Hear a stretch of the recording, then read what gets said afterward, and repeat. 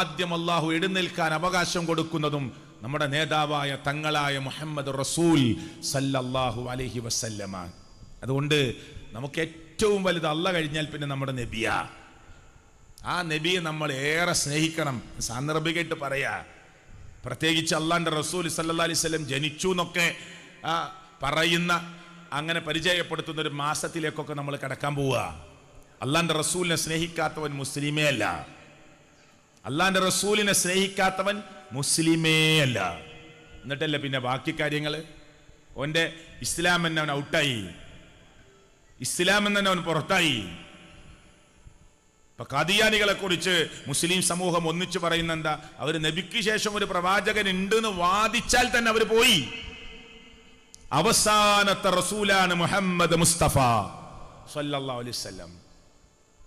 അവിടുത്തെ സ്ഥാനം നമ്മുടെ എത്രമാത്രം വിലപ്പെട്ടതാണ്. ആ സ്ഥാനം എത്ര തവണ ഞാൻ ഈ സംസാരം തുടങ്ങിയിട്ട് ഒരു അരമണിക്കൂറേ ആയിട്ടുള്ളൂ. എത്ര തവണ ഞാൻ നമ്മുടെ നേതാവായ തങ്ങളായ മുഹമ്മദ് മുസ്തഫ സല്ലല്ലാഹു അലൈഹി വസല്ലമയുടെ പേര് പറഞ്ഞു, സ്വലാത്ത് ചൊല്ലി.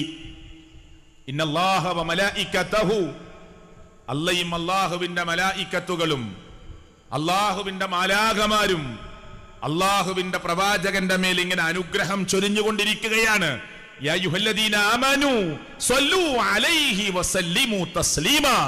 ആ നബിയുടെ പേരിൽ നിങ്ങൾ സ്വലാത്ത് പറയണേ, സലാം പറയണേ, സ്വലാത്ത് ചെല്ലണേ എന്ന് അല്ലാഹുവിന്റെ ഖുർആനാണ് നമ്മളെ പഠിപ്പിക്കുന്നത്. ഒരു പിശുക്കയിൽ കാണിക്കാൻ പാടില്ല, ഒരു ലുബ്ധതയും ആ വിഷയത്തിൽ നമുക്ക് ഉണ്ടാവാൻ പാടില്ല. മുത്തുനബിയുടെ പേര് കേൾക്കുമ്പോഴൊക്കെ സല്ലല്ലാഹു അലൈഹി വസല്ലം എന്ന് ചുരുക്കിയെങ്കിലും നമ്മൾ ചൊല്ലേണ്ടവരാണ്. ആ റസൂൽ കരീം സല്ലല്ലാഹു അലൈഹി വസല്ലമ എങ്ങനെയായിരിക്കണം ഒരു കുടുംബം എന്ന് നമ്മളെ എല്ലാം പഠിപ്പിച്ചു. ഒരു കുടുംബമല്ല, എങ്ങനെയായിരിക്കണം ഒരു വാപ്പ, എങ്ങനെയായിരിക്കണം ഒരു വല്ലിപ്പ, എങ്ങനെയായിരിക്കണം ഒരു ഭരണാധികാരി, എങ്ങനെയായിരിക്കണം ഒരു അയൽവാസി, എങ്ങനെയായിരിക്കണം ഒരു ഭർത്താവ്, എല്ലാം എവിടെയാണ് നമുക്ക് മാതൃക കാണിച്ചു തരാത്തത്? മൈക്കൽ എച്ച് ഹാർട്ട് എന്ന ക്രൈസ്തവ അറിയപ്പെട്ട പ്രഗത്ഭനായ എഴുത്തുകാരൻ 100 പ്രഗത്ഭരായ വ്യക്തിത്വങ്ങൾക്ക് വേണ്ടി ഒരു പുസ്തകം തയ്യാറാക്കിയപ്പോ ക്രൈസ്തവനായ മൈക്കൽ എച്ച് ഹാർട്ട് യേശു ക്രിസ്തുവിനെ 1-ാമത്തെ പേജിൽ കൊണ്ടുവന്ന് നമ്പർ 1 രേഖപ്പെടുത്തുമെന്നാണ് നമ്മൾ വിചാരിച്ചത്. പക്ഷേ 100 മഹാരഥന്മാരെ അവരുടെ സ്വാധീനങ്ങളും അവരുടെ സ്ഥാനമാനങ്ങളും അവർ സമൂഹത്തിൽ ഉണ്ടാക്കിയ സ്വാധീനങ്ങളുമെല്ലാം വെച്ചുകൊണ്ട് മാതൃകാപരമായ ജീവിതം നയിച്ചവരെ 1-ാം സ്ഥാനത്തേക്ക് കൊണ്ടുവരാൻ നീണ്ട വർഷക്കാലത്തെ അദ്ദേഹത്തിന്റെ ആലോചനയും പഠനവും അന്വേഷണവും നടത്തി 100 മഹാരഥന്മാരുടെ ദ 100 എന്ന പുസ്തകം റെഡിയാക്കുമ്പോ അതിലെ 1-ാമത്തെ പേജ് മൈക്കൽ എച്ച് ഹാർട്ട് എന്ന ക്രൈസ്തവ എഴുത്തുകാരൻ അതിലെ നമ്പർ 1 രേഖപ്പെടുത്തിയത് ആരാ? ദ പ്രൊഫറ്റ് മുഹമ്മദ് സല്ലല്ലാഹു അലൈഹി വസല്ലം, മുഹമ്മദ് മുസ്തഫ സല്ലല്ലാഹു അലൈഹി വസല്ലമയാണ്. 23 വർഷക്കാലം കൊണ്ടാ നമ്മളൊക്കെ ഈ നബിയുടെ പേര് 23 വർഷക്കാലം കൊണ്ട് സഹാബത്തിനിടയിൽ ഉണ്ടാക്കിയ മാറ്റം ഇന്നും 1400 വർഷങ്ങൾ കഴിഞ്ഞിട്ട് നമ്മളിങ്ങനെ ഓർക്കുകയാണ്. താങ്കളുടെ നാമം നാം ഇങ്ങനെ ഉയർത്തും എന്ന് അല്ലാഹ്. മുത്തുനബിയുടെ പേര് കേൾക്കാത്ത ഒരു സമയം ഈ ഭൂമിയിൽ ഉണ്ടാവില്ലാണ്. ഇപ്പോൾ നമ്മൾ ബാങ്ക് കൊടുത്തു, ഇഷാ ബാങ്ക് അല്ലേ, ഇനിയിപ്പോൾ വേറെ സ്ഥലത്ത് ബാങ്ക് കൊടുക്കുന്നുണ്ടാവും, നമ്മളെ ടൈമല്ല അവിടെ, അതിൻ്റെ അപ്പുറത്ത് ബാങ്ക് കൊടുക്കുന്നുണ്ടാവും. അങ്ങനെ 24 hours അഷ്ഹദു അന്ന മുഹമ്മദൻ റസൂലുള്ളാഹ് എന്നിങ്ങനെ ഉയർന്നുകൊണ്ടിരിക്കുക. ഒരു സ്ഥലത്തല്ലെങ്കിൽ മറ്റൊരു സ്ഥലത്ത്, ഒരു സ്ഥലത്തല്ലെങ്കിൽ മറ്റൊരു സ്ഥലത്ത് അള്ളാഹുവിൻ്റെ പ്രവാചകന്റെ നാമം ഇങ്ങനെ ഉയരുകയാണ് അല്ലേ. യുദ്ധത്തിൽ സൊഫ് ഇങ്ങനെ റെഡിയാക്കുന്നിടയിൽ ഒരാൾ കുറച്ച് തെറിച്ചു നിന്നു. അതിൻ്റെ സന്ദർഭവും സാഹചര്യങ്ങളും ഞാൻ വിശദീകരിക്കണില്ല. അപ്പോൾ റസൂൽ കരീം സല്ലല്ലാഹു അലൈഹി വസല്ലം അതിൻ്റെ ചരിത്രത്തെ ഞാൻ വലിച്ചു മുറുക്കിയ ഒരു ഭാഗം മാത്രം പറയാം. റസൂൽ കരീം സല്ലല്ലാഹു അലൈഹി വസല്ലം ചോദിച്ചു, നിങ്ങൾക്കാർക്കെങ്കിലും എന്നോട് വല്ല പകരം ചോദിക്കാണ്ടെന്ന് ചോദിച്ചപ്പോൾ റസൂലുള്ളാഹിന്റെ വടി കൊണ്ട് ഈ സഹാബിയുടെ വയറ്റത്ത് ഇങ്ങനെ തട്ടിയിട്ട് നേരെ ലൈനിലേക്ക് നിൽക്കാൻ പറഞ്ഞിരുന്നു. അപ്പോൾ സഹാബിയുടെ വയറ്റത്ത് തട്ടിയിട്ടുണ്ട്. സഹാബി പറഞ്ഞു, എനിക്ക് പകരം ചോദിക്കണം, നിങ്ങളെ വടി കൊണ്ട് എൻ്റെ വയറ്റത്ത് തട്ടിയപ്പോൾ എനിക്ക് വേദനിച്ചിട്ടുണ്ട്, അതുകൊണ്ട് നിങ്ങളെ വയറ്റത്തും എനിക്ക് പകരം തട്ടണം. സഹാബ കിറാമിൻ്റെ കണ്ണുകൾ ഇങ്ങനെ വിടർന്ന് ഒരു അത്ഭുതത്തോടുകൂടി, വല്ലാത്ത അത്ഭുതത്തോടുകൂടി ഈ മനുഷ്യനെ സഹാബിനെ അങ്ങനെ നോക്കുകയാണ് എല്ലാവരും. എന്ത് നബിയോട് പകരം ചോദിക്കേ? ആ പകരം ചോദിക്കണം എന്ന് പറഞ്ഞു. അള്ളാന്റെ റസൂൽ സല്ലല്ലാഹു അലൈഹി വസല്ലമ അയാളുടെ മുന്നിലേക്ക് നിന്ന് ചോദിച്ചോട്ടെ. എല്ലാവരും ശാന്തരാകാൻ പറഞ്ഞു. അയാൾ ചോദിച്ചോട്ടെ. ശരി, പ്രവാചകൻ സല്ലല്ലാഹു അലൈഹി വസല്ലം മുന്നിലേക്ക് അയാൾ വന്നു. പ്രവാചകന്റെ കയ്യിലെ വടി പ്രവാചകൻ അയാൾക്ക് കൊടുത്തു. പ്രവാചകനോട് അദ്ദേഹം പറഞ്ഞു, നിങ്ങളെ മേൽക്കുപ്പായം ഒന്ന് പൊക്കിപ്പിടിക്കണം, വയറ് കാണണം. എന്നിട്ട് മുത്തുനബിയെ ആ വടി അങ്ങ് നിലത്തേക്കിട്ട് തൻ്റെ കൈകൾ കൊണ്ട് അള്ളാന്റെ റസൂൽ അങ്ങനെ ചേർത്തു പിടിച്ചിട്ട് തൻ്റെ ചുണ്ടുകൾ പ്രവാചകന്റെ പച്ചയായ വസ്ത്രം നീങ്ങിയ അവിടുത്തെ വയറിൻ്റെ ഭാഗത്ത് പൂമേനയിൽ ചുണ്ടുകൾ അമർത്തിപ്പിടിച്ച് തുരുതുര ഉമ്മ വെച്ച് കണ്ണീരുകൾ കൊണ്ട് നബിയുടെ വയറ് നനഞ്ഞു. എന്നിട്ട് പറഞ്ഞു, നബിയെ, യുദ്ധക്കളത്തേക്ക് ഇറങ്ങാണ്, ഇനി ചിലപ്പോൾ നിങ്ങളെ ചേർത്ത് നിൽക്കാനും ചേർത്ത് പിടിക്കാനും നിങ്ങളുടെ ഓരത്ത് നിൽക്കാനും അവസരം കിട്ടണമെന്നില്ല. ഇവിടെ എല്ലാവർക്കും നിങ്ങളൊന്ന് കെട്ടിപ്പിടിച്ച് ഉമ്മ വെക്കട്ടെ എന്ന് ചോദിച്ചാൽ ചിലപ്പോൾ അവസരം കിട്ടാതെ പോയാൽ എനിക്കൊരു ചാൻസ് കിട്ടാൻ വേണ്ടി ഞാൻ ഒന്ന് സൊഫിൽ നിന്ന് തെറിച്ചു നിന്നതാണ് നബിയേ, ഒന്ന് സൊഫിൽ നിന്ന് തെറിച്ചു നിന്നതാണ്, ഒരു ഹിക്മത്ത് പ്രയോഗിച്ചതാണ്. നിങ്ങളൊരവസരം നിങ്ങളെ പൂമേനിയിൽ ഒന്ന് കെട്ടിപ്പിടിക്കാൻ. അതാണ് സ്വഹാബത്ത് അല്ലേ? അത്ര സ്നേഹിച്ചു അവർ ആ നബിയെ സല്ലല്ലാഹു അലൈഹി വസല്ലമെ. ഇന്ന് മക്കയിലോ മദീനയിലോ അള്ളാഹുവിന്റെ പ്രവാചകൻ ഉണ്ടെങ്കിൽ എങ്ങനെ അന്ന് ജീവിച്ചിരുന്നത് പോലെ ഇന്ന് നമുക്ക് ചെന്നാൽ സംസാരിക്കാനും നമ്മുടെ കൂടെ ഒന്ന് അവിടുത്തെ കൂടെ ഒന്ന് ഇരിക്കാനും അവിടത്തേക്കൊന്ന് കൈ കൊടുക്കാനും ഒക്കെ പറ്റിയ വിധത്തിൽ അള്ളാഹുവിന്റെ പ്രവാചകനെങ്ങാനും ലോകത്തിന്റെ ഏത് കോർണറിലുണ്ടെങ്കിലും വീട് വിറ്റിട്ടും പറമ്പ് വിറ്റിട്ടും പോകാൻ നമ്മൾ റെഡിയാ, മുത്തുനബിയുടെ അടുത്തൊന്ന് ചാരത്തൊന്നിരിക്കാൻ. പക്ഷെ അന്ന് ജീവിച്ചിരുന്നത് പോലെ ഇന്ന് നമ്മോട് സംസാരിക്കാനും നമ്മുടെ കൂടെ നിൽക്കാനും പറ്റിയൊരു സാഹചര്യത്തിൽ അള്ളാഹുവിന്റെ പ്രവാചകൻ സല്ലല്ലാഹു അലൈഹി വസല്ലമ ഇല്ല. അല്ലേ? സത്യമല്ലേ? അതുകൊണ്ട് സലാം പറയുന്നു നമ്മൾ മുത്തുനബി സല്ലല്ലാഹു അലൈഹി വസല്ലമക്ക്. ഇനി പ്രിയപ്പെട്ടവരെ, ആ റസൂൽ കരീം സല്ലല്ലാഹു അലൈഹി വസല്ലമയെ എങ്ങനെ നമ്മൾ സ്നേഹിക്കുക? സഹാബത്ത് ആ ചെരുപ്പൊന്ന് എടുത്തു കൊടുക്കാൻ മത്സരിക്കുകയാണ്. അല്ലാഹുവിന്റെ റസൂൽ സല്ലല്ലാഹു അലൈഹി വസല്ലം ഇരുന്ന കല്ലിൽ ഇരിക്കാൻ എണീറ്റാൽ അവിടെ ഇരിക്കും. ഇബ്നു ഉമർ റളിയല്ലാഹു അൻഹു ഒരു യാത്രയിൽ ഒരിക്കൽ പ്രവാചകൻ സല്ലല്ലാഹു അലൈഹി വസല്ലം പാത്രത്തിൽ, തോൽപാത്രത്തിൽ കുറച്ച് വെള്ളമുണ്ട്. ആ വെള്ളം അള്ളാന്റെ റസൂല് യാത്രയിൽ കുറേ ദിവസം മുമ്പ് എടുത്തു വെച്ച വെള്ളം നിലക്ക് അത് ഒരു മരത്തിന്റെ ചോട്ടിൽ ഒഴിച്ചു. പിന്നീട് കുറേ ദിവസങ്ങൾക്ക് ശേഷം ഒരു യാത്ര പിന്നീട് പോയപ്പോ ഇബ്നു ഉമർ റളിയല്ലാഹു അവിടെ എത്തിയപ്പോൾ പറഞ്ഞു, ഒന്ന് നിർത്തണേ. അവിടുന്ന് വാഹനപ്പുറത്തുനിന്ന് ഇറങ്ങി. എന്നിട്ട് തൻ്റെ തോൽപാത്രത്തിലെ വെള്ളം മരത്തിന്റെ ചോട്ടിൽ കുറച്ച് ഒഴിച്ചു. അപ്പോൾ കൂടുതലൊരു ചോദിച്ചു, എന്തിനപ്പോൾ നിങ്ങൾ അവിടെ വെള്ളം ഒഴിച്ചത്? അന്ന് യാത്ര പോയപ്പോൾ റസൂലുള്ളാന്റെ കയ്യിലുള്ള പാത്രത്തിലെ വെള്ളം അവിടെ ഒഴിക്കണേ ഞാൻ കണ്ടിരുന്നു, അതുകൊണ്ട് ഞാൻ ഒഴിച്ചു. അത്രേ ഉള്ളൂ. റസൂലുള്ള ചവിട്ടിയ മണലിൽ അടയാളം നോക്കി അവരിങ്ങനെ ചവിട്ടും. അങ്ങനെ അള്ളാന്റെ റസൂലിനെ പിൻപറ്റാൻ മുത്തുനബി സല്ലല്ലാഹു അലൈഹി വസല്ലം പറഞ്ഞിട്ടില്ല. നബിയോടുള്ള ഇഷ്ടം കൊണ്ട്, സ്നേഹം കൊണ്ട് റസൂലുള്ള ആ കല്ലിൽ നിന്ന് ഇരിക്കാൻ ആഗ്രഹിച്ചു അവർ, അല്ലേ? കൊതിച്ചു അവർ. നമുക്ക് അങ്ങനെ ഒരു അവസരം ഉണ്ടോ പ്രിയപ്പെട്ടവരെ? പിന്നെ നമ്മൾ എങ്ങനെയാണ് ആ മുത്തുനബി സല്ലല്ലാഹു അലൈഹി വസല്ലമയെ, ഞാൻ എൻ്റെ വിഷയത്തിൽ അത് കുറേ പറയേണ്ടി വരും, അങ്ങോട്ട് പോകുന്നില്ല. എങ്ങനെ നമ്മൾ സ്നേഹിക്കും? അവിടുന്ന് എന്തു പറഞ്ഞോ? ഇപ്പോ ഹദീസ് തന്നെ എന്താ? പണ്ഡിതന്മാരതിനെ നിർവചിച്ചു. ഖുർആൻ തന്നെ എന്താ? പണ്ഡിതന്മാരതിനെ നിർവചിച്ചിട്ടില്ലേ? ഇല്ലേ? അപ്പൊ ഹദീസ് എന്ന് പറഞ്ഞ സ്ഥലത്ത് പണ്ഡിതന്മാർ നിർവചിച്ചത് മാ ഉളീഫ ഇല നബി സല്ലല്ലാഹു അലൈഹി വസല്ലം ബിഫഇലിഹി വഖൗലിഹി വതഖരീരിഹി. അല്ലാഹുവിന്റെ പ്രവാചകന്റെ സമ്മതം അത് നമുക്ക് സ്വീകരിക്കാം. റസൂൽ കരീം സല്ലല്ലാഹു അലൈഹി വസല്ലം ഒരു വിഷയത്തിൽ സമ്മതം തന്നാൽ അത് നമുക്ക് തെളിവാണ്. മിണ്ടാതിരുന്നാൽ മതി. അത് ചെയ്തപ്പോൾ സഹാബികൾ ആരെങ്കിലും ഒരു കാര്യം ചെയ്യുമ്പോൾ നബി സല്ലല്ലാഹു അലൈഹി വസല്ലം എതിർത്തിട്ടില്ലെങ്കിൽ നമുക്കത് ചെയ്യാം. പിന്നെ ചിലത് പറഞ്ഞു തന്നു, ചിലത് കാണിച്ചു തന്നു. ഞാൻ അടുത്ത വർഷം ഉണ്ടെങ്കിൽ മുഹറം 9 നോമ്പെടുക്കുമെന്ന് പറഞ്ഞു, എടുത്തിട്ടില്ല. അതിന് മുമ്പേ മുത്തുനബി സല്ലല്ലാഹു അലൈഹി വസല്ലം ലോകത്തുനിന്ന് വഫാത്തായി. പക്ഷെ ഉണ്ടെങ്കിൽ എടുക്കുമെന്ന് പറഞ്ഞു. ആ ഖൗല് നമുക്ക് രേഖയാണ്, ദലീലാണ്, പ്രമാണമാണ്, തെളിവാണ്. സൊല്ലു കമാ റഅയ്തുമൂനി ഉസല്ലി, ഞാൻ നമസ്കരിക്കുന്നത് നിങ്ങൾ എങ്ങനെ കണ്ടോ അങ്ങനെ നിങ്ങൾ നമസ്കരിക്കണേ എന്ന് പറഞ്ഞു. അങ്ങനെ തന്നെ നമസ്കരിക്കണം. അപ്പൊ റസൂൽ കരീം സല്ലല്ലാഹു അലൈഹി വസല്ലം നമ്മളെ എങ്ങനെ സ്നേഹിക്കുക? അവിടുന്ന് വേണ്ടാന്ന് പറഞ്ഞത് വേണ്ടാന്ന് വെക്കണം. നിങ്ങളെ മുഖമെക്കനെ നിങ്ങൾ മാർവിടത്തിലേക്ക് താഴ്ത്തിടണം.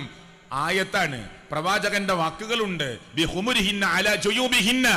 അപ്പൊ ഇവിടെ ഇരിക്കുന്ന സ്ത്രീ കല്യാണത്തിന് പോകുമ്പോഴും ആ മാളിലേക്ക് പോകുമ്പോഴും പർച്ചേസിംഗിന് ഇറങ്ങുമ്പോഴും കുടുംബത്തിലേക്ക് യാത്ര ചെയ്യുമ്പോഴും ഈ പ്രസംഗവേദിയിലേക്ക് വരുമ്പോഴും വഅലിന്റെ സദസ്സിലേക്ക് പോകുമ്പോഴും പള്ളിയിലേക്ക് പോകുമ്പോഴും ബിഹുമുരിഹിന്ന അലാ ജുയൂബിഹിന്ന, മുഖമക്കനകൾ മാർവിടത്തിലേക്ക്, ഇങ്ങനെ വന്ന മുഖമക്കന താടിയിൽ നിന്ന് നിങ്ങളുടെ മാർവിടത്തിലേക്ക് കർട്ടനായി, നെഞ്ചിടത്തിന് കർട്ടനായി തൂങ്ങിക്കിടക്കണം. പിടിച്ചു കെട്ടരുത്. ഇട്ടിരിക്കുന്ന മുഖമക്കന ബേക്കിലേക്ക് കെട്ടി എക്സ്ട്രാ ഒരു ഷാല് കൊടുത്താ പോരാ, അത് നിങ്ങളുടെ ഭംഗിയെ പ്രകടിപ്പിക്കും. അതുകൊണ്ട് മുഖമക്കന നിങ്ങളുടെ നെഞ്ചിടത്തിനുള്ള കർട്ടനായി തൂക്കിയിടണമെന്ന് അള്ളാഹുവിന്റെ കൽപ്പനയാണ്. മുത്തുനബിയോട് ഇഷ്ടമുണ്ടോ? അത് പാലിക്കലാണ് ഒരു മുസ്ലിമത്തായ പെണ്ണിന്റെ മര്യാദ. അതാ മര്യാദ. നിങ്ങളുടെ നെരിയാണിക്കതായ വസ്ത്രം പോകരുത്. ചിലപ്പോ ഇങ്ങനെ ഒരു ജോലിയിൽ ഏർപ്പെടുമ്പോ, ചിലപ്പോ എന്തെങ്കിലും ഒരു കാര്യമായ സംസാരത്തിലാകുമ്പോ, ചിലപ്പോ ഒന്നിങ്ങനെ കെട്ടോ അവിടുത്തെ കുത്തൊക്കെ ഒന്ന് അടിഞ്ഞു എന്ന് വരും. അതല്ല ഈ പറയുന്നത്. അടിക്കുമ്പോ 25 വയസ്സുള്ള ആള് 30 വയസ്സുള്ള ആള് പാൻ്റ് അടിക്കുക, എന്നിട്ട് പിന്നെ മടക്കി വെക്കണം. എന്തിനാ? ഇനി വളരുമോ? ഒരു 20 വയസ്സ് വരെ മനുഷ്യനെ ഹൈറ്റൊക്കെ വെക്കുള്ളൂ. പിന്നെ എന്തിനാ ഈ മടക്കി വെച്ചത്? 2 കൊല്ലം കഴിഞ്ഞ് നീളം കൂടുമ്പോ ഇറക്കിടാനോ? എന്തിനാ ഇത് മടക്കി വെച്ചത്? ഒരു മനുഷ്യന്റെ ഡോക്ടർമാർ ഈ സദസ്സിലില്ലേ? ഉണ്ടാവോ? ചോദിച്ചോക്ക്, അല്ലെങ്കിൽ ഒന്ന് സെർച്ച് ചെയ്ത് നോക്ക്. ഒരു മനുഷ്യൻ വളരുക 20 വയസ്സ് വരെയാണ്. പിന്നെ ചെറിയ ചെറിയ മാറ്റങ്ങളൊക്കെ ഇങ്ങനെ ശരീരത്തിൽ ഉണ്ടാവും. തടി കൂടും, തടി കുറയും. അവന്റെ ഹൈറ്റൊക്കെ അവസാനിച്ചു. പിന്നെ എന്തിനാ ഇത് മടക്കി വെച്ച്?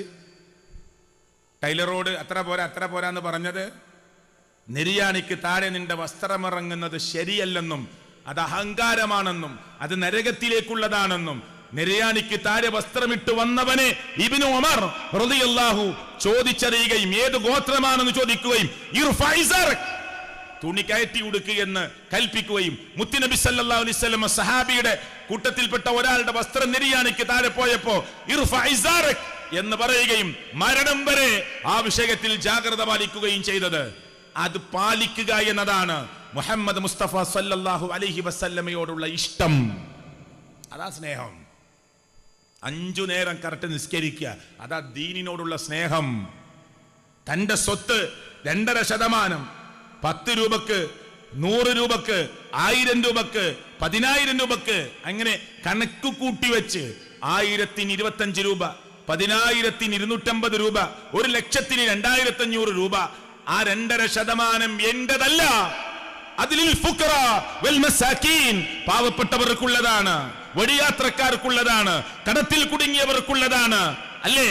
അതിന് പറഞ്ഞ വിഭാഗത്തിലേക്ക് മാറ്റിവെക്കാൻ തന്റെ മനസ്സിന് പ്രയാസമുണ്ടാകരുത്, തന്റെ മനസ്സിന് വിഷമമുണ്ടാകരുത്, ക്ലേശമുണ്ടാകരുത്. സന്തോഷത്തോടു കൂടി കൊടുക്കണം. ഔദാര്യമല്ല കൊടുക്കുന്നത്, ഓശാരമല്ല കൊടുക്കുന്നത്.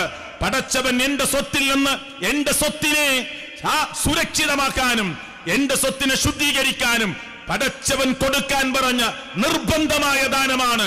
അത് കൊടുക്കാത്തവന്റെ കയ്യിൽ നിന്ന് നല്ല ദീനീ ബോധമുള്ള ഇസ്ലാമിക ഭരണമുള്ള സ്ഥലത്താണെങ്കിൽ പിടിച്ചു വാങ്ങണം. ഇപ്പൊ സക്കാത്ത് ചോദിക്കുമ്പോ ഇപ്പൊ എത്രയേ ഉള്ളൂ എന്നിട്ട് ഒരു 100 എടുത്തിട്ട് കൊടുക്കേണ്ട സംഭവം അല്ല സക്കാത്ത്. കണക്കൂട്ടി കൊടുക്കണം. അത് കൊടുക്കുക എന്നുള്ളതാണ് ദീനിനോടും അള്ളാഹുവിന്റെ പ്രവാചകൻ സല്ലല്ലാഹു അലൈഹി വസല്ലമയോട് ചെയ്യുന്ന മര്യാദ, സ്നേഹം, ഇഷ്ടം. അങ്ങനെ എല്ലാ വിഷയം എടുത്തോ. മീശ ഇങ്ങനെ കൊമ്പമീശയാക്കി വളർത്തരുത്. കെസ്സുഷാരിബ്, മീശ വെട്ടണം. നബിയോടുള്ള ഇഷ്ടമാണ്. എന്തേ ഇങ്ങനെ മീശ വെട്ടിയത്? കുറെ വളർത്താത്തത്? എന്റെ റസൂല് വെട്ടാൻ പറഞ്ഞതാ. എന്തേ നീ താടി വെച്ചത്? എന്റെ റസൂൽ സല്ലല്ലാഹു അലൈഹി വസല്ലം താടി വെക്കാൻ പറഞ്ഞതാ. താടി വടിച്ച് മീശ വളർത്തി 2 നബിയെ കാണാൻ വന്നപ്പോ അള്ളാന്റെ റസൂല് ചോദിച്ചു, ആരാ നിങ്ങളോട് ഇങ്ങനെ ചെയ്യാൻ പറഞ്ഞത്? അള്ളാന്റെ റസൂൽ സല്ലല്ലാഹു അലൈഹി വസല്ലം പറഞ്ഞു, അള്ളാന്റെ റസൂൽ സല്ലല്ലാഹു അലൈഹി വസല്ലം അവർ പറഞ്ഞു, ഞങ്ങളെ ബോസ് പറഞ്ഞതാണ്, ഞങ്ങളെ യജമാനൻ പറഞ്ഞത്, അർബാബ് പറഞ്ഞതാണ്. അപ്പൊ അള്ളാന്റെ റസൂൽ ഹദീസ് പഠിപ്പിച്ചു അവരെ. അമറനി റബ്ബി, എന്റെ റബ്ബ് എന്നോട് കൽപ്പിച്ചിട്ടുണ്ട്, അൻഅഫിയ ലിഹിയതി, എന്റെ താടി വെക്കണമെന്നും, വനഖുസ്സ ശാരിബി, എന്റെ മീശ വെട്ടണമെന്നും, എന്റെ മീശ വെട്ടണമെന്നും എന്റെ താടി വളർത്തണമെന്നും അള്ളാന്റെ റസൂൽ എന്നെ, അള്ളാഹു എന്നെ പഠിപ്പിച്ചതാണ്, എന്നോട് കൽപ്പിച്ചതാണെന്ന് മുഹമ്മദ് മുസ്തഫ. അപ്പൊ അത് പാലിക്കുക എന്നുള്ള നബിയോടുള്ള ഇഷ്ടമാണ്. അപ്പൊ നമ്മൾ താടി ഇങ്ങനെ ഉറച്ചു വെച്ചപ്പോ ഭാര്യ പറഞ്ഞു, നിങ്ങൾക്ക് തീരെ ചേരുന്നില്ല, എന്നാ ഇപ്പൊ തന്നെ പഠിക്കാണ്, ഒരു പ്രശ്നമല്ല. ഓളെ ഇഷ്ടത്തിന് അത് പഠിച്ചു കളഞ്ഞു. ഇമാം അഹ്മദ് റഹ്മത്തുള്ളാഹി അലൈഹി പറയാ, നിങ്ങളെ ഭാര്യ നിങ്ങളോട് താടി വടിക്കാൻ പറയുമ്പോ, ഇമാം അഹ്മദ് റഹ്മത്തുള്ളാഹി അലൈഹി പറയാ, നിങ്ങളുടെ ഭാര്യ നിങ്ങളോട് താടി വടിക്കാൻ പറയുമ്പോ എന്റെ റബ്ബിനോട് എനിക്ക് ധിക്കാരം ചെയ്യാൻ പേടിയാണെന്ന് പറയണം മറുപടി. എന്താ പറഞ്ഞത്? എനിക്ക് പേടിയാ എൻ്റെ റബ്ബിനോട് ധിക്കാരം ചെയ്യാൻ എന്ന് പറയണം. ഇതൊക്കെ തഫ്സീറിലും ഹദീസിന്റെ ഗ്രന്ഥങ്ങളിലൊക്കെ ചർച്ച ചെയ്തതാണ്. അത് അള്ളാന്റെ റസൂലുള്ള ഇഷ്ടമാണ്. സിഖുകാരനൊരു കെട്ടുണ്ട്, ഓൻ പ്രധാനമന്ത്രിയായാലും ആ കെട്ട് വെക്കും. ഓൻ ക്രിക്കറ്റ് കളിക്കാരനാണെങ്കിലും ഓൻ്റെ താടി വെക്കും. ഓൻ സിഖുകാരൻ്റെ ആചാരമാണ്, ഓൻ്റെ വിശ്വാസത്തിന്റെ ഭാഗമാണ്. അല്ലേ? ഇപ്പൊ താടി പറയാനപ്പം ഞാൻ വന്നതല്ല, ഓരോ ഉദാഹരണം പറയാ. ഇനി ഒരാൾക്ക് താടിയില്ല, അയാൾ ഒന്നിനും പറ്റാത്ത ഒരു മോശപ്പെട്ട ആളായിട്ട് ചിത്രീകരിക്കാനും നല്ലത് പറഞ്ഞത്. മറിച്ച് നബിയോട് ഇഷ്ടമുണ്ടോ, ആ ഇഷ്ടം നമ്മൾ പാലിക്കണം. നമ്മളെ വീട്ടിലൊരാൾ മരിച്ചു, ഇങ്ങനെ എത്ര കാര്യങ്ങൾ പറയാം, ഞാൻ ഓർഡറിൽ പറയല്ല. അപ്പൊ അവിടെ എന്തൊക്കെ ചെയ്യാൻ പറഞ്ഞിട്ടുണ്ട് അതൊക്കെ വേഗം ചെയ്യുക. ആ മയ്യത്തിന്റെ താടി കെട്ടിക്കൊടുക്കുക, കണ്ണടച്ചു കൊടുക്കുക, പറ്റുമെങ്കിൽ പെട്ടെന്ന് കുളിപ്പിക്കുക, മയ്യത്ത് കൊണ്ടുപോകുമ്പോൾ വേഗത്തിൽ കൊണ്ടുപോവുക. ഇതൊക്കെ നബി സല്ലല്ലാഹു അലൈഹി വസല്ലമയോടുള്ള ഇഷ്ടമാണ്. അള്ളാന്റെ റസൂൽ പറഞ്ഞു തന്നതാണ് അങ്ങനെ. എത്രയും വേഗത്തിൽ ആ മയ്യത്ത് കബറടക്കാനുള്ള ഏർപ്പാടുകൾ ചെയ്യുക, ആ മയ്യത്തിന് അനുഗമിക്കുക, മുന്നിലും ബാക്കിലുമായി അനുഗമിക്കുക. പിന്നെ മയ്യത്ത് കുളിപ്പിക്കാൻ കൂടിക്കൊടുക്കാൻ പറ്റുമെങ്കിൽ അടുത്ത ആളുകൾ കൂടിക്കൊടുക്കുക. ആ മയ്യത്തിൻ്റെ കഫമുടവയിൽ പൊതിയുക, പെട്ടെന്ന് ആ കട്ടിൽ വെച്ച് വേഗത്തിൽ കൊണ്ടുപോവുക. മയ്യത്തിൻ്റെ പിറകിലും മുന്നിലൊക്കെ ആയിട്ട് നടക്കുക, മരണത്തെക്കുറിച്ച് ഓർക്കുക, മയ്യത്തിന് വേണ്ടി മനസ്സുകൊണ്ട് ദുആ ചെയ്യുക. അതൊക്കെ പ്രവാചകൻ സല്ലല്ലാഹു അലൈഹി വസല്ലമയോടുള്ള ഇഷ്ടത്തിൻ്റെ ഭാഗമാണ്. അങ്ങനെ മയ്യത്ത് നിസ്കരിക്കുക, ഖബറിൻ്റെ അടുത്തേക്ക് പോവുക, ഖബറിലേക്ക് ഇറക്കി വെക്കാൻ കൂടിക്കൊടുക്കാൻ പറ്റുമെങ്കിൽ അതിന് കൂടിക്കൊടുക്കുക, എന്നിട്ട് മൂടുകല്ല് വെക്കുക, ഒന്നും പറയാതെ 3 പിടി മണ്ണ് വാരിയിടുക. ഒന്നും പറയാൻ പാടില്ല. അവിടെ പ്രത്യേകിച്ച് ദുആ, പ്രത്യേകിച്ച് ദിക്റൊന്നുമില്ല. 3 പിടി മണ്ണ് എല്ലാവരും വാരിയിടുക. എന്നിട്ട് ഖബർ മണ്ണിടൽ പൂർത്തിയായി കഴിഞ്ഞാൽ തസ്ബീത്ത് ചൊല്ലുക. ഒരാൾ ചൊല്ലിക്കൊടുക്കല്ല, എല്ലാവരും കൂടി ചൊല്ലുക. എല്ലാവരും കൂടി ചൊല്ലുക. ഒരു മൃഗത്തെ അറുത്ത് വിതരണം ചെയ്യാൻ പറ്റുന്ന അത്ര സമയം, അങ്ങനെ കുറച്ച് സമയം അവിടെ നിന്ന് ചൊല്ലുക. ഇതൊക്കെ ആ മയ്യത്തിനോട് കാണിക്കുന്ന ആദരവാണ്. തങ്ങളായ മുഹമ്മദ് മുസ്തഫ സല്ലല്ലാഹു അലൈഹി വസല്ലമയുടെ ജീവിതത്തോട് നാം കാണിക്കുന്ന ഇഷ്ടവും സുന്നത്തിനോട് കാണിക്കുന്ന പ്രതിബദ്ധതയുമാണ്. ആ മയ്യത്ത് ഇങ്ങനെ കൊണ്ടുപോകുമ്പോൾ ഏറ്റവും നല്ല ദിക്ർ, അഫ്ളലായ ദിക്ർ ലാ ഇലാഹ ഇല്ലല്ലാഹയാണ്. പക്ഷെ അത് ഉറക്കെ ചൊല്ലുക എന്നുള്ളത് അള്ളാഹുവിന്റെ പ്രവാചകൻ പഠിപ്പിക്കാത്ത ഒന്നാണ്. ഇമാം നബവി റഹ്മത്തുള്ളാഹി അലൈഹി തന്റെ കിതാബായ അൽ അദ്കാറിൽ വെച്ച് പറഞ്ഞു. എന്താ പറഞ്ഞത്? ഒരു മയ്യത്തിന്റെ കൂടെ പോകുമ്പോൾ അസ്സുകൂത്ത് ഫി ഹാലി സൈരി മഅൽ ജനാസ, മയ്യത്തിന്റെ കൂടെ പോകുമ്പോൾ മിണ്ടാതെയാണ് പോകേണ്ടത്. ഈ ഓരിമുക്കിന്റെ പരിസരത്തൊക്കെ ഷാഫി മദ്ഹബിൽപ്പെട്ട ആളുകളായിരിക്കും ഭൂരിപക്ഷം ആളുകൾ. എൻ്റെ നാട്ടിലൊക്കെ അങ്ങനെയാണ്. ആ ഷാഫി മദ്ഹബിലെ രണ്ടാമത്തെ ഷാഫി എന്നറിയപ്പെടുന്ന, രണ്ടാമത്തെ ഇമാം എന്നറിയപ്പെടുന്ന ഇമാം നബവി റഹ്മത്തുള്ളാഹി അലൈഹി പറയാ, അസ്സുകൂത്ത് ഫി ഹാലി സൈരി മഅൽ ജനാസ, മയ്യത്തിന്റെ കൂടെ പോകുമ്പോൾ നിങ്ങൾ മിണ്ടാതെ പോകണം. ഫലാ യർഫഉ സൗതൻ ബിഖിറാഅത്തിൻ വലാ ദിക്രിൻ വലാ ഗൈരി ദാലിക്, നിങ്ങൾ വർത്തമാനം പറയരുത്, വേറെന്തെങ്കിലും ഒന്ന് ഒച്ചയുണ്ടാക്കരുത്, ഉറക്കെ നിങ്ങൾ ഖുർആൻ ഓതരുത്, ഉറക്കെ നിങ്ങൾ ദിക്ർ ചെല്ലരുത്. ആരാ പറഞ്ഞത്? ഇമാം നബവി റഹ്മത്തുള്ളാഹി അലൈഹി. അപ്പൊ അത് പാലിക്കുക എന്നുള്ളത് അള്ളാഹുവിന്റെ ദീനിനോടും മുഹമ്മദ് മുസ്തഫ സല്ലല്ലാഹു അലൈഹി വസല്ലമയോടും ചെയ്യുന്ന ഇഷ്ടമാണ്. അങ്ങനെ നമ്മൾ നബിയെ സ്നേഹിക്കുക, അങ്ങനെ നബിയെ സ്നേഹിക്കുക. അല്ലേ? സുബൈന്റെ മുമ്പുള്ള 2 റക്അത്ത് കളയാതിരിക്കുക. അത് മുത്തുനബിയോടുള്ള ഇഷ്ടമാണ്, സ്നേഹമാണ്, ദീനിനോടുള്ള പ്രതിബദ്ധതയാണ്. വലിയ പ്രതിഫലം കിട്ടുന്ന കാര്യമാണ്. റവാത്തിബ് സുന്നത്തുകൾ ജീവിതത്തിൽ പകർത്തുക. ലാ ഇലാഹ ഇല്ലല്ലാഹ് വഹ്ദഹു ലാ ശരീക ലഹു ലഹുൽ മുൽക്കു വലഹുൽ ഹംദ് എന്ന് തുടങ്ങുന്ന ദിക്റുണ്ടല്ലോ, ആ ദിക്ർ രാവിലെ 100, വൈകുന്നേരം 100 ചൊല്ലുക. സുബ്ഹാനല്ലാഹി വബിഹംദിഹി സുബ്ഹാനല്ലാഹിൽ അളീം വർദ്ധിപ്പിക്കുക ദിക്ർ. ലാ ഹൗല വലാ ഖുവത ഇല്ലാ ബില്ലാഹ് കൻസും മിൻ കുനൂസിൽ ജന്ന, സ്വർഗ്ഗത്തിലെ നിധിയിൽപ്പെട്ട നിധിയാണ്, വർദ്ധിപ്പിക്കുക ദിക്ർ. ലാ ഇലാഹ ഇല്ലല്ലാഹ് അല്ലാഹു അക്ബർ സുബ്ഹാനല്ലാഹ് അൽഹംദുലില്ലാഹ് ദിക്റുകൾ ധാരാളമായി ചൊല്ലുക. മുത്തുനബിയുടെ പേരിൽ സ്വലാത്ത് വർദ്ധിപ്പിക്കുക. ധാരാളം പ്രതിഫലം കിട്ടുന്ന കാര്യമാണ്. ഇതൊക്കെ ജീവിതത്തിൽ ചെയ്യുക. ഇതൊക്കെ നബിയോടുള്ള ഇഷ്ടമാണ് സല്ലല്ലാഹു അലൈഹി വസല്ലമയോട്. അങ്ങനെ എല്ലാ വിഷയം എടുത്തോളൂ. എന്തുണ്ട് എന്തില്ല, ഞാൻ ആ വിഷയം സംസാരിക്കാനല്ല സത്യത്തിൽ ഈ വിഷയം ഇവിടെ സൂചിപ്പിക്കുന്നത്. സാന്ദർഭികമായിട്ട് പറയാ.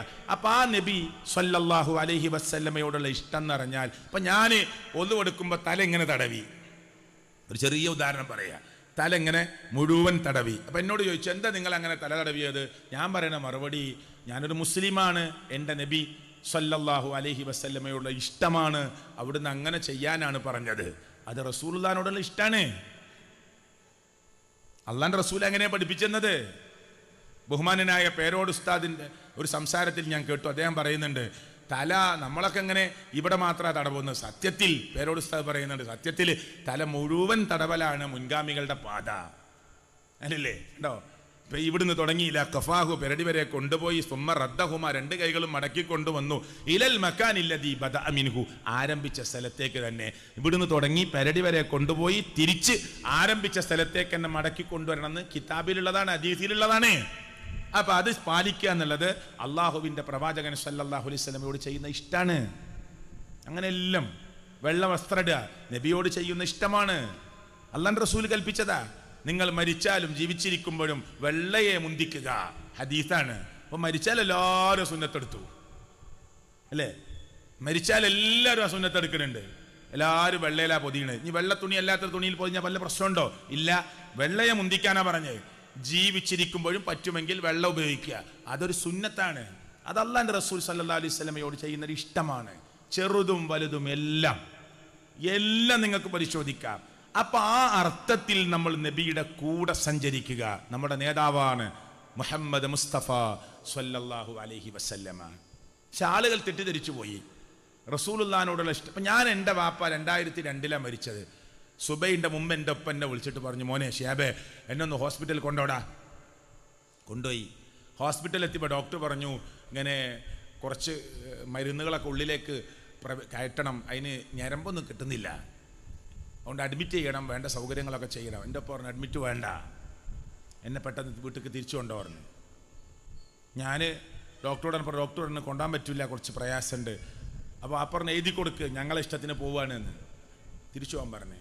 അങ്ങനെ വീട്ടിലേക്ക് ഡോക്ടറെ സമ്മതപ്രകാരം മരുന്നൊക്കെ വാങ്ങി വീട്ടിലേക്ക് പോയി. അന്ന് രാവിലെ സുബൈക്ക് സംഭവം ഉണ്ടായി. എന്ന് രാവിലെ 8 മണി കഴിഞ്ഞ് എൻ്റെ ഉപ്പ ലോകത്തുനിന്ന് വിട പറയുക. കസേരയിൽ ഇരുന്ന് എൻ്റെ ഉമ്മയുടെ മടിയിലേക്ക് തലചരിച്ച്.